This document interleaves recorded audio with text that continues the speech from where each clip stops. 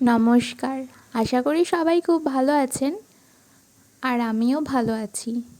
মৌ লাইফস্টাইলের একটি নতুন ভিডিওতে আপনাদের সবাইকে স্বাগত। আজকে আমি বানাবো মাছের মাথা দিয়ে মুড়ি ঘন্ট।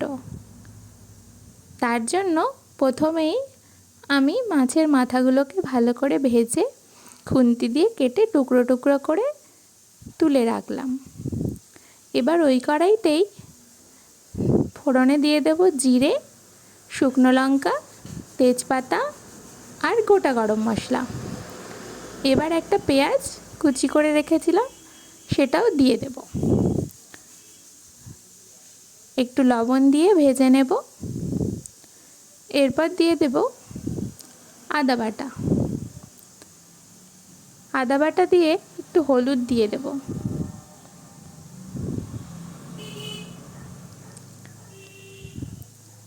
এরপরে আলুগুলোকে দিয়ে দিচ্ছি আর দিয়ে দিচ্ছি কাঁচা লঙ্কা। কাঁচা লঙ্কা কাটলে আমার হাত জ্বালা করে, তাই আমি খুন্তি দিয়েই কেটে দিলাম। এবার একটু কাশ্মীরি লঙ্কার গুঁড়ো দিয়ে দিয়েছি আর দিয়ে দিলাম ধনিয়া পাউডার। এবার গ্যাসের হিটটাকে লো রেখে ঢাকা দিয়ে ভালো করে কষিয়ে নেব। কষানো হয়ে গেলে দিয়ে দেব ভাজা জিরের গুঁড়ো আর মাছের মাথাগুলোকে দিয়ে আর একটু ভালো করে মিশিয়ে নিয়ে আগে থেকে ধুয়ে রাখা গোবিন্দভোগ চাল দিয়ে দেব। দিয়ে পরিমাণ মতো জল দিয়ে ঢাকা দিয়ে সেদ্ধ হতে দেব।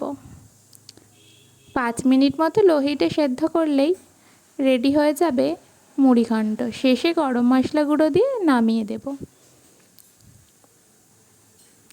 এরকমভাবে বানালে খেতে দারুণ লাগে।